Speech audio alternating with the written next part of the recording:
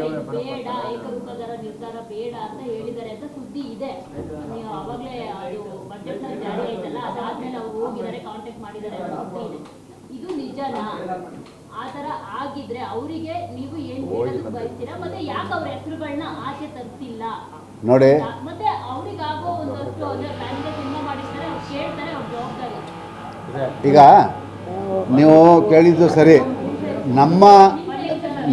ನಮ್ಮ ಗಮನಕ್ಕೆ ಆ ಥರ ಯಾವುದೇ ವಿಚಾರಗಳು ನಮ್ಮ ಗಮನಕ್ಕೆ ಬಂದಿಲ್ಲ. ಮಾನ್ಯ ಮುಖ್ಯಮಂತ್ರಿಗಳಿಗೆ ಒಬ್ಬರ ಹಿತಾಸಕ್ತಿ ಕಾಪಾಡೋ ಜವಾಬ್ದಾರಿ ಅವ್ರಿಗಿಲ್ಲ. ಇಡೀ ಕರ್ನಾಟಕದ ಕನ್ನಡಿಗರ ಕನ್ನಡ ಚಿತ್ರೋದ್ಯಮವನ್ನು ಹಿತವನ್ನು ಕಾಪಾಡುವಂಥ ಜವಾಬ್ದಾರಿ ಮುಖ್ಯಮಂತ್ರಿಗಳಿಗೆ ಇರೋದ್ರಿಂದನೇ ಇದನ್ನು ಜಾರಿ ಮಾಡಿರೋದು. ಆ ಕಾರಣಕ್ಕೆ. ಮಂಗಳ ಮೇಡಮ್ ಒಂದು ನಿಮಿಷ ಮೇಡಮ್, ಒಂದೇ ನಿಮಿಷ. ಈಗ ನಮ್ಮ ಅಧ್ಯಕ್ಷರು ಆಗಲೇ ಹೇಳಿದ್ರು, ಏನು ಹೇಳಿದ್ರು ಇಲ್ಲಿ, ಗೌರ್ಮೆಂಟು ಇದು ದುಡ್ಡಿನ ವಿಷಯ ಅಲ್ಲ, ನಮ್ಮ ಕರ್ನಾಟಕದ ಜನತೆ ವಿಷಯ. ಕರ್ನಾಟಕದ ಜನತೆ ಹೆಚ್ಚಿನ ಜನ ಏನು ಕೇಳ್ಕೊಳ್ತಾ ಇದ್ದಾರೆ, ನಾವೆಲ್ಲ ಜನನೂ ಸಿನಿಮಾ ನೋಡಬೇಕು ಅನ್ನೋದು ಎಲ್ಲರ ಉದ್ದೇಶ ಇದೆ. ನೀವು ಇಟ್ತಿರೋ ರೇಟ್ಗಳೆಲ್ಲ ಇಟ್ಬಿಟ್ಟು ನಮ್ಮನ್ನ ಜನನ ಬರೋಕ್ಕಾಗ್ತಿಲ್ಲ, ಜನ ಬರ್ತಾಯಿಲ್ಲ ಅಂದರೆ ಎಲ್ಲಿ ಬರ್ತಾರೆ? ಒಂದು ಫ್ಯಾಮಿಲಿ ಹೋಗ್ಬೇಕಾದ್ರೆ 10,000-15,000 ರೂಪಾಯಿ ಒಂದು ಸಿನಿಮಾ ನೋಡೋಕ್ಕೆ ಬೇಕಾಗುತ್ತೆ. ಇದೇ ಕಮ್ಮಿ ಆದಾಗ ತಿಂಗಳಲ್ಲಿ ಒಂದು ಸಿನಿಮಾ ನೋಡೋರು 2 ಸಿನಿಮಾ ನೋಡ್ಬೋದು, 3 ಸಿನಿಮಾ ನೋಡ್ಬೋದು. ಅದು ಅವ್ರದ್ದು, ನಮ್ಮ ಮುಖ್ಯಮಂತ್ರಿಗಳದ್ದು ಮೊದಲು ಏಮ್ ಅದಿದೆ. ನಮ್ಮ ಎದುರಿಗೇ ಹೇಳಿದ್ರು ಅವತ್ತು, ಏನು ಬಜೆಟ್ ಮೀಟಿಂಗ್ ನಡೀತೈತಲ್ಲ, ಆ ಮುಖ್ಯ ಕಾರ್ಯದರ್ಶಿಗಳೆಲ್ಲರೂ ಕೂತಿದ್ರು. ಅವ್ರು ಹೇಳಿದ್ರು, ಸರ್ ಕನ್ನಡ ಆಗಬೇಕಾದ್ರೆ ಕಮ್ಮಿ ಮಾಡಿ, ಅದರ್ ಲ್ಯಾಂಗ್ವೇಜ್ಗೆ ನೀವು ಯಾಕೆ ಕಮ್ಮಿ ಮಾಡೋಕ್ಕೆ ಹೋಗ್ತೀರಿ, ನಿಮ್ಗೇನು ಲಾಭ ಇದೆ ಅಂದರು. ಅವ್ರು ಅಂದರು, ನಮ್ಮ ಜನ ಸಿನಿಮಾ ನೋಡಬೇಕು. ಏನಿವತ್ತಿನ ಪ್ಯಾನ್ ಇಂಡಿಯಾ ಅಂತ ಬಂದಿದ್ದು ಒಂದಿನ ಬಂದು ಪ್ಯಾಕೆಟ್ ಖಾಲಿ ಮಾಡ್ಕೊಂಡು ಹೋಗ್ಬಿಟ್ರೆ ನೆಕ್ಸ್ಟ್ ಸಿನಿಮಾಗೆ ಬರ್ತಾಯಿಲ್ಲ. ಅಂಥದ್ರಲ್ಲಿ ನಮ್ಮ ಜನತೆ ಎಲ್ಲ ಸಿನಿಮಾ ನೋಡಬೇಕು ಅನ್ನೋದೇ ಅವರ ಉದ್ದೇಶವಾಗಿತ್ತು. ಅವರು ಅಂದರೆ ಅವಾಗ ನಮಗೇನು ನಥಿಂಗ್, ಇದು 100 ಕೋಟಿ 200 ಕೋಟಿ ನೀವು ಮಾಡಿರಿ, ಅದೇ ರೇಟ್ ಎಲ್ಲ ಕಡೆ ಇರಲಿ. ಎಲ್ಲ ಸಿನಿಮಾ, ಯಾವುದೇ ಸಿನಿಮಾ ಆಗ್ಬೋದು, ಯಾವುದೇ ಲ್ಯಾಂಗ್ವೇಜ್ ಆಗ್ಬೋದು, ಯಾವುದೇ ಥಿಯೇಟ್ರ್ ಆಗ್ಬೋದು ಇರಲಿ. ಕೆಲವ್ರು ನೀವೇನು ಹೇಳಿದ್ರೆ, ದೊಡ್ಡ ಆರ್ಟಿಸ್ಟ್ಗಳು, ದೊಡ್ಡ ನಿರ್ಮಾಪಕರು, ಏನು ಮಲ್ಟಿಪ್ಲೆಕ್ಸ್ ಅವರೆಲ್ಲ ಅಪೋಸ್ ಮಾಡ್ಬೋದು ಅಂತೇಳಿ ಅವ್ರಿಗೂ ಗೊತ್ತಾಗುತ್ತೆ ಮೇಡಮ್. ಅವ್ರಿಗೂ ನಾವು ಹೇಳಿದ್ವಿ ಕೆಲವ್ರಿಗೆ, ನೋಡಿ ಸರ್, ಇದು ಏನಾರು ಅನುಷ್ಠಾನಕ್ಕೆ ಬಂದ್ಬಿಟ್ರೆ ಜನ ಜಾಸ್ತಿ ಬರ್ತಾರೆ. ಇವತ್ತು 1000 ಜನ ನೋಡೋರು 10,000 ಜನ ನೋಡ್ತಾರೆ. ಎಲ್ಲಿ ಹೋಗುತ್ತೆ ದುಡ್ಡು? ಅಲ್ಲೇ ಬರುತ್ತೆ ಮೇಡಮ್. ಎಕ್ಸಾಂಪಲ್ಗೆ ಕಾಂತಾರ ಯಾವ ಪ್ಯಾನ್ ಇಂಡಿಯಾ ಅಂತ ರಿಲೀಸ್ ಮಾಡಿಲ್ಲ ಮೇಡಮ್, ಅದು ನಮ್ಮ ಬೆಂಗಳೂರಲ್ಲಿ ಕಮ್ಮಿ ಥಿಯೇಟ್ರಲ್ಲಿ ರಿಲೀಸ್ ಮಾಡಿದ್ರು. ರೇಟು ಜಾಸ್ತಿ ಮಾಡಿರಲಿಲ್ಲ, ರೇಟೂ ಜಾಸ್ತಿ ಇಲ್ಲ, ಮಾಮೂಲು ರೇಟ್ ಇತ್ತು. ಹೋಗ್ತಾ ಥಿಯೇಟ್ರ್ಗಳು ಬೆಳೀತಾ ಹೋಯ್ತು. ಆ ರೇಂಜ್ಗೆ ಕಲೆಕ್ಷನ್ ಆಗಿದೆ. ಹಾಗಾದ್ರೆ 200 ರೂಪಾಯಿ ರೇಟಲ್ಲಿ ಅದು ಅಷ್ಟು ಕೋಟಿಗಟ್ಟಲೆ ಕಲೆಕ್ಷನ್ ಮಾಡಿಲ್ವಾ? ಮಾಡ್ತೀಯ ತಾನೆ? ಬಂದಿರುವಂತ ಬಜೆಟ್ ಅಲ್ಲಿ ಅನೌನ್ಸ್ ಆಗಿದ್ದು ಏಪ್ರಿಲ್ 1ರಿಂದ ಜಾರಿ ಆಗುತ್ತೆ ಅಂತ ಆಗಿತ್ತು. ಇಷ್ಟು ದಿವಸ ತಗೊಂಡಿದ್ದಾರೆ. ಈ 15 ದಿವಸದಲ್ಲಿ ಆಗುತ್ತೆ? ಅದು ಖಂಡಿತ ಆಗುತ್ತೆ ಮೇಡಮ್. ಇದು ಈ ಸಲ ರೂಲ್ಸ್ ಪ್ರಕಾರ ಮಾಡ್ಕೊಂಡು ಬಂದಿದ್ದಾರೆ. ಲಾಸ್ಟ್ ಟೈಮ್ ಆಗಲೇ ಹೇಳಿದ್ರು. ಅಲ್ಲಲ್ಲ ಮೇಡಮ್, ಹೋಮ್ ಡಿಪಾರ್ಟ್ಮೆಂಟಿಂದ ಈಗ ಆರ್ಡರ್ ಆಗಿರೋದು, ಅದು ಮಾಡಲೇಬೇಕು.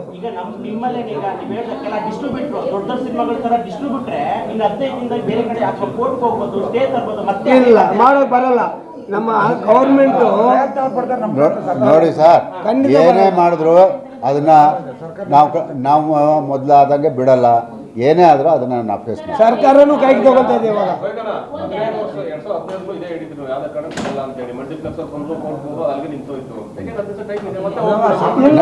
ನಾನು ಹೇಳ್ತೀನಿ ನೋಡಿ, ಅಲ್ಲ ಸರ್, ಒಂದು ಕಾರಣ, ಯಾವ ಇಲಾಖೆಯಿಂದ ಆಗಬೇಕಾಗಿತ್ತು ಆ ಇಲಾಖೆಯಿಂದ ಸರಿ ಆಗಲಿಲ್ಲ, ಅದು ಅಲ್ಲಿ ತಪ್ಪಾಯಿತು. ಖಂಡಿತ ಜಾರಿ ಆಗುತ್ತೆ ಸರ್, ಅದರಲ್ಲಿ ಅನುಮಾನನೇ ಬೇಡ. ಈಗ ಮಲ್ಟಿಪ್ಲೆಕ್ಸ್ಗಳಲ್ಲಿ ಈಗ ಈ ಅಧಿಸೂಚನೆ ಮಾಡಿ 200 ರೂಪಾಯಿ ಮಾಡಿದಾರಲ್ಲ, ಅದನ್ನ ಮಲ್ಟಿಪ್ಲೆಕ್ಸ್ ನಲ್ಲಿ ಅವರು ಯಾವ ರೀತಿ ತಗೋಬೇಕು ಅಂತ ಸರ್ಕಾರದಿಂದ ಬಂದಾಗ ಅವರು ಸೇಮ್ 200 ರೂಪಾಯಿ ಟಿಕೆಟೇ ಮಾಡಿದಾಗ ಜನರಿಗೆ ಎಷ್ಟು ಅನುಕೂಲ ಆಗುತ್ತೆ?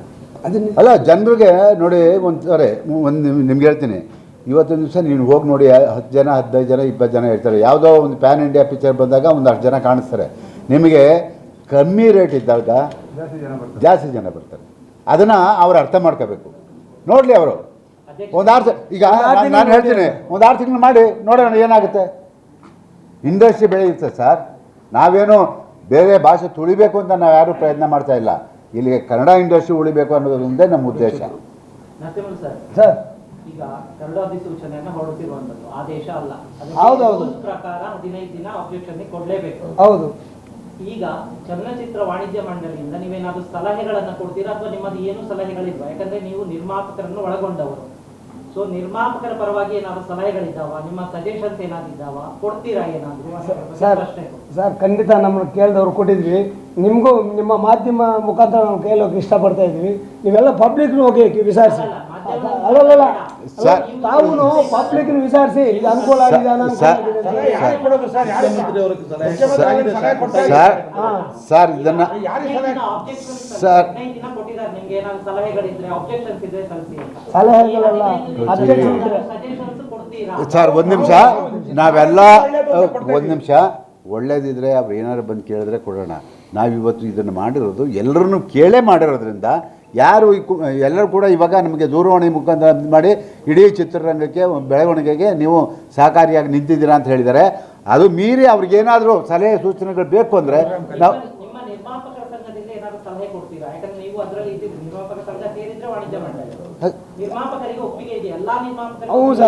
ಸರ್ 100ಕ್ಕೆ ಒಂದು ನಿಮಿಷ ಯಾರೋ ಬಿಸ್ನೆಸ್ ಮಾಡೋ ಅಂಥವ್ರು ಇನ್ನೊಬ್ಬರು ಏನೋ ಒಂದು ಇದು ಮಾಡ್ಬೋದು. ಅಷ್ಟು ಬಿಟ್ಟರೆ 100ಕ್ಕೆ 95% 99% ಈ ಜಾರಿಗೆ ಎಲ್ರಿಗೂ ಒಪ್ಪಿಗೆ ಇದೆ ಸರ್. ಅದರಲ್ಲಿ ಅನುಮಾನ ಬೇಡ ಸರ್ ಪ್ಲೀಸ್.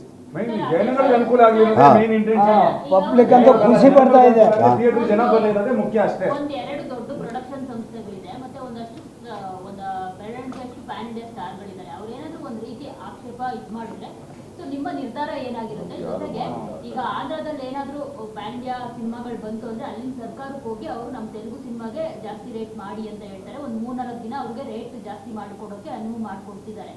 ಮತ್ತೆ ಮಿಡ್ ನೈಟ್ ಶೋಗಳು ಹಾಕೊಳ್ಳೋಕ್ಕೆ ಆ ಥರ ನೀವು ಏನಾದರೂ ಬೆಂಬಲವಾಗಿ ನಿರ್ಮಾಪಕರ ಜೊತೆ ಬೆಂಬಲವಾಗಿ ನಿಲ್ತೀರಾ? ಆಕ್ಷೇಪಕ್ಕೆ ಏನು ನಿರ್ಧಾರ ತಗೊಳ್ತೀರಾ? ನೋಡಿ, ನಮ್ಮ ಅಂಥ ಒಂದು ಚಿತ್ರ ಬಂದಾಗ ನಮಗೂ ಕೂಡ ಕಾಳಜಿ ಇದೆ. ಖಂಡಿತವಾಗಿ ಅವರ ಏನು ಒಂದು ಮನವಿ ಮಾಡ್ತಾರೆ ಅದ್ರ ಮೇಲೆ ಡಿಪೆಂಡ್ ಆಗ್ತೀವಿ. ಯಾಕೆ ಅಂತ ಹೇಳಿದ್ರೆ ಬೇರೆ ರಾಜ್ಯದಲ್ಲೇ ಆ ಥರ ಮಾಡಿಕೊಟ್ಟಿದ್ರೆ ಅದನ್ನು ಅಳವಡಿಸ್ಕೊಳ್ಳಿ ನಮ್ಮ ಚಿತ್ರಕ್ಕೆ ಅಂತ ನಾವು ಹೇಳಿದ್ರೆ ತಪ್ಪಿಲ್ಲ. ಯಾಕಂದರೆ ಅವನು ನಮ್ಮ ಕನ್ನಡ ನಿರ್ಮಾಪಕ, ಅವನು ಉಳಿಬೇಕು. ಅಲ್ಲ ಕರೆಕ್ಟ್. ನೀವು ಏನು 2 ದಿನ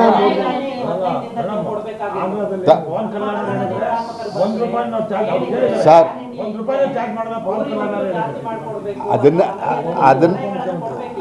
ಅದನ್ನೇ ನಾನು ಹೇಳ್ತೀನಿ ಸರ್. ಈಗ ಇಲ್ಲಿವರೆಗೂ ನಮ್ಗೆ ಯಾರೂ ಬಂದು ಹೇಳಿಲ್ಲ ಸರ್.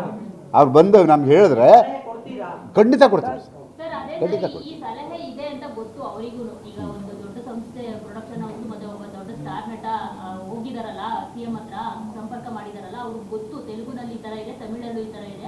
ಸಿನಿಮಾ ರಿಲೀಸ್ ಮಾಡಿದಾಗ ಹೋಗಿ ಸರ್ಕಾರಕ್ಕೆ ಅನುಮತಿ ಕೇಳ್ತಾರೆ.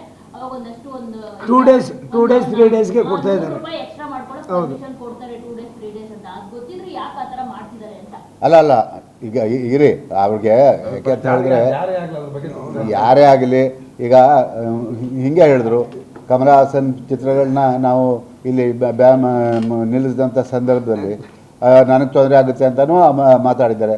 ಅದೆಲ್ಲ ಇರುತ್ತೆ, ನಡ್ಕೊಂಡು ಹೋಗುತ್ತೆ. ಏನೇ ಬಂದರೂ ಕನ್ನಡ ಚಿತ್ರರಂಗಕ್ಕೆ ಅನ್ಯಾಯವಾಗದೇ ಇರೋ ರೀತಿಯಲ್ಲಿ ನಾವು ಅವ್ರಿಗೆ ಸಹಕಾರಿಯಾಗಿ ಸಿನಿಮಾ ಇಲ್ಲ ಅಂತ ಉಪವಾಸ ಈಗ ನೀವು ಜಾರಿ ಆಗಲಿ ಅಂತ ಹೇಳ್ತಿದ್ರೆ ಆಮೇಲೆ ಮಾತಾಡೋಣ ಅಂತ. ಹಂಗಾದ್ರೆ ಈ 15 ದಿವಸದಲ್ಲಿ ನಿಮ್ಮವರೇ ವಿರೋಧ ವ್ಯಕ್ತಪಡಿಸ್ತಿದ್ದಾರೆ, ಅದಕ್ಕೆ ನೀವು ಕಾನ್ಫಿಡೆಂಟ್ ಆಗಿ ಹೇಳ್ತೀರಾ?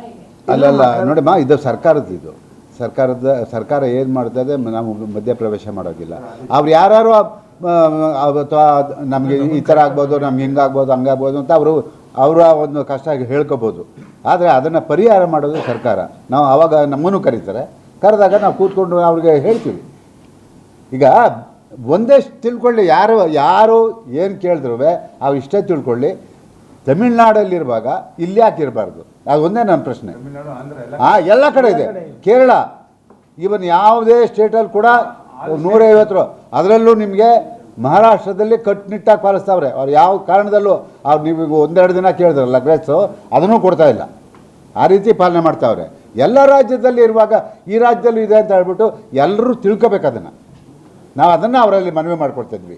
ಇವತ್ತು ನಾವು ಕರೆದಿರೋದು ಒಂದು ಸರ್ಕಾರಕ್ಕೆ ಒಂದು ಕೃತಜ್ಞತೆ ಹೇಳಿ, ಇದು ಯಾರ್ಯಾರು ಏನೇನು ನಿಮ್ಮ ಕಷ್ಟ ಸುಖ ಏನಿದೆಯೋ ಬಂದು ನಮ್ಮ ಹತ್ರ ಹೇಳ್ಕೊಡಿ. ಅಥವಾ ಇನ್ನೊಂದು ಕಡೆ ಹೋಗೋದು, ಮತ್ತೊಂದು ಹೇಳೋದು, ಕೋರ್ಟ ಅದೆಲ್ಲ ಬೇಡಿ ಅಂತ ಅವ್ರನ್ನ ನಾವು ಮನವಿ ಮಾಡ್ತಾ ಇದ್ದೀವಿ. ಮನವಿ ಹೋದರೆ ಮಾಡಿದ್ರೆ ಇವತ್ತು ನೋಡಿ, ಇವಾಗ ಯಾರಿಗೂ ಎಲ್ಲದಕ್ಕೂ ಇದೆ, ಮರಕ್ಕೆ ಮರ ಇದ್ದೇ ಇದೆ. ಅವ್ರು ಏನು ಮಾಡಿದ್ರು ಅದನ್ನು ಫೇಸ್ ಮಾಡೋ ಶಕ್ತಿ ನಮಗೂ ಇದೆ, ನಾವು ಮಾಡ್ತೀವಿ.